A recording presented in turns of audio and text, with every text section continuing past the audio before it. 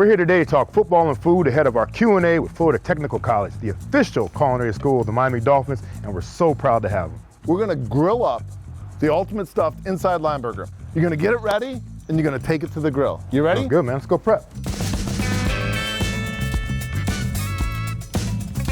Oh my gosh, that would be a frozen egg. Hey, let's not get discouraged. You wanna throw this as hard as you can down into that. Oh, okay. All right, Johnny, I mean, everything looks like it's ready to go, man. Ready to take it to the grill? I am ready to take it to the grill. Let's go! Woo! I'm a little excited. All right, 56-year-old excited man.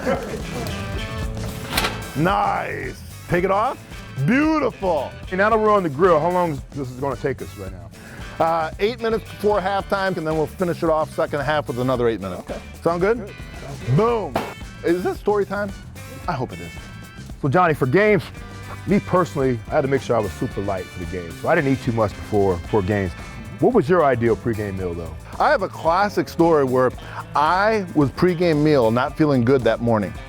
And I knew even the pregame meal I couldn't hold. I went to the bathroom, no lie. Went down to the stall. Coach Shula was in the stall next to me, and I was looking at his foot.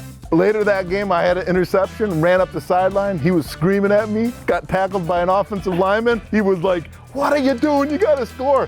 I looked up at him and I looked back down. I saw the same foot. And that's called my Don Shula story, right?